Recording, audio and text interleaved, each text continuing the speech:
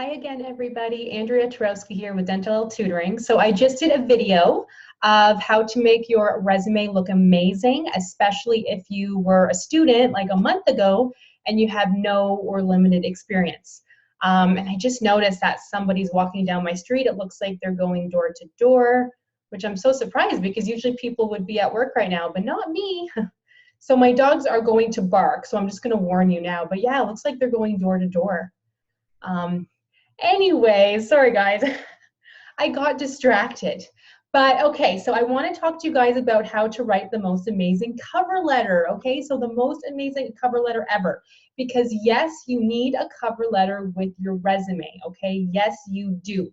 Some people wonder if you do or you don't, but yes, you do, because a cover letter sort of tells the office or whoever's reading it what you're all about, okay? Because sometimes that's what, well, usually they look at the cover letter first.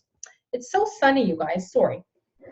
Usually they look at the cover letter first in case they want, they want to know if they want to actually look at your resume. If the cover letter doesn't sound good, they're not going to want to look at the resume. So let me show you guys my more recent cover letter. So let me just share my screen here. Now, where is it? I just pulled it up. Okay, here it is.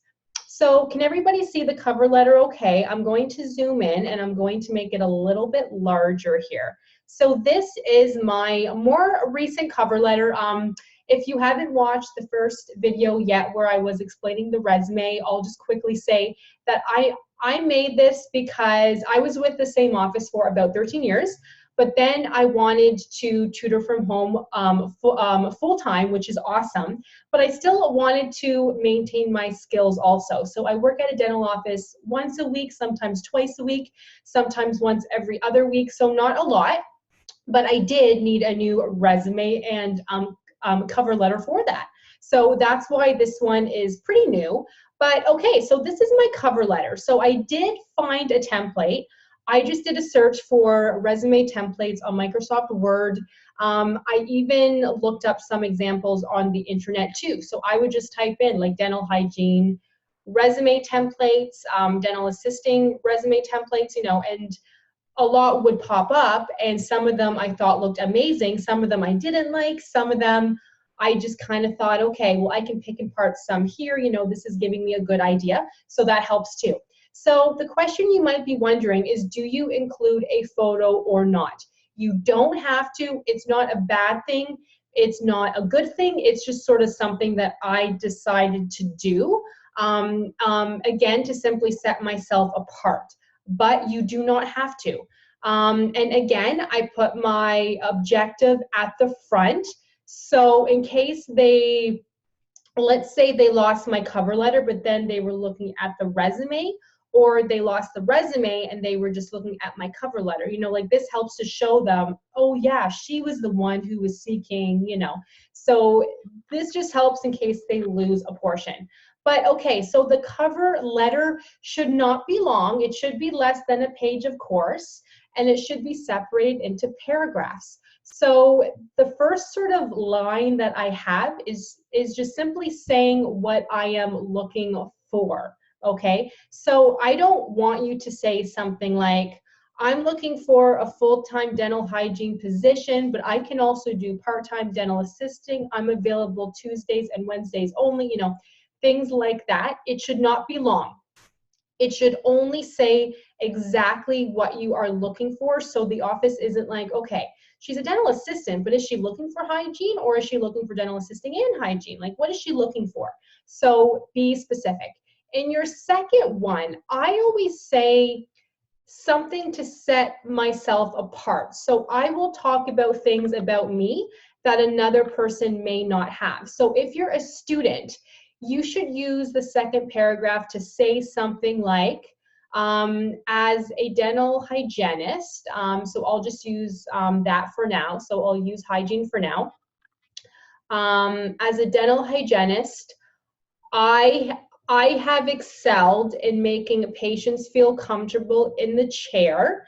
I can perform a variety of advanced clinical skills In clinic, I performed many nutritional assessments, oral hygiene instruction, and I can make any patient feel at ease, even if they're nervous, or say something like, I excel in seeing children. I can make them feel at ease, or just think of something that is specific to you and sound professional though at the same time. Like, I don't want you to say something like, as a student dental hygienist, I did amazing in clinic. I had the highest marks ever.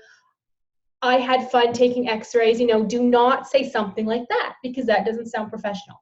So does everybody see how you can sort of make all of that sound professional? And if you need help with this, let me know. And then the third paragraph, since you're probably new at this, then I would say, I have a total of, so many hours of clinic. I saw 30 plus patients. I saw a variety of advanced oral hygiene or advanced gingivitis and periodontal disease. I saw a variety of children, adults, and seniors. Just be specific to you. I know I say that a lot, and I'm sorry to sound like I'm saying that a lot, but especially if you're new, there is no harm in listing a lot of the things that you did while you were in school. And think of things that your teachers probably said to you. If they said something like, oh, you are so good around children, or you make every patient feel at home. Think of things that they have said to you, and do not be hesitant either to maybe send your teachers a quick email and say, hey, can you help me? I'm trying to write my cover letter, but I don't know how to set myself up. I don't know how to set myself apart. That helps too. See what they think and see what they say too. So yeah, so that's the third paragraph, is being as specific as possible. So list your clinical hours, how many patients you have seen. If you have any dental assisting experience, you should also say that. And I do find that it does help to say, let me think, how can I word this? I feel your office would be an excellent fit for me. I feel your office would be an excellent fit for me. I am more than happy to learn. I'm easily adaptable.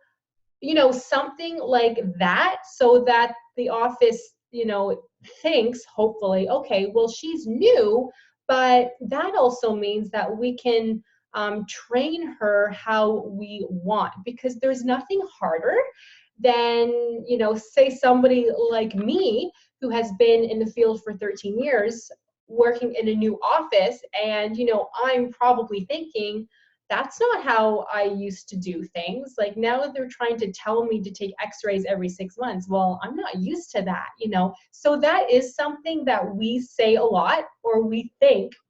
If you've been in the dental profession for a while, it is hard to sort of teach us something new, because we are so set in our ways, if that makes sense.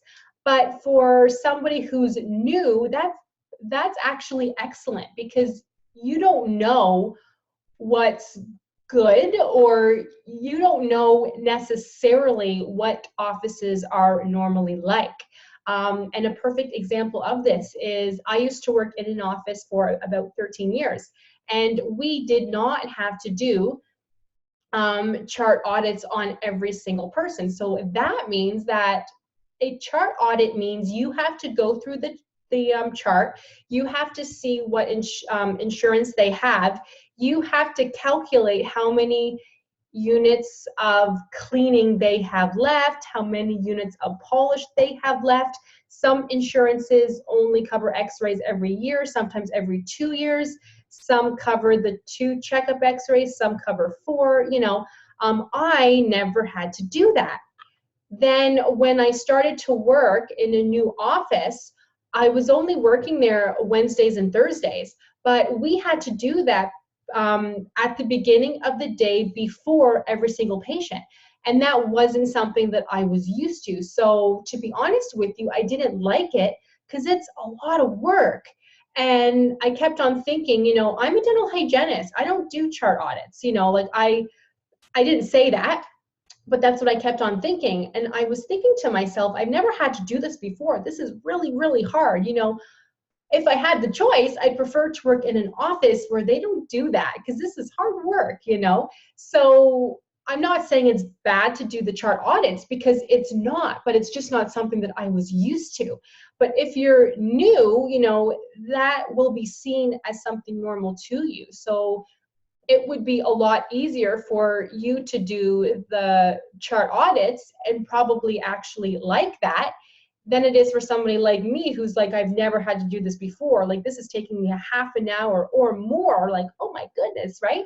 So it is actually a good thing for you to be new. And that is something to mention in an interview also. So I will talk about that probably in the next video, how to sort of make you sound amazing even if you are new. So I'm sorry, I got off topic a little bit. In your last paragraph, I just usually say, you know, thank you for your time. I think I would be an excellent fit for your office. Please do not hesitate to contact me. I leave my number, I leave my email, and I usually sign this also. So yeah, so that's it. So I'll stop sharing my screen here. So that is the cover letter, and it is so sunny. I hope that everybody can see me. But yeah, you guys, so that is the cover letter. If you guys have any questions, please let me know, and just please remember, you do need a cover letter. I did upload a video earlier about how to do the resume, so please make sure to watch that, because you need the cover letter and the resume. So if you guys have any questions, let me know. I am so happy to help always. And thank you so much for watching.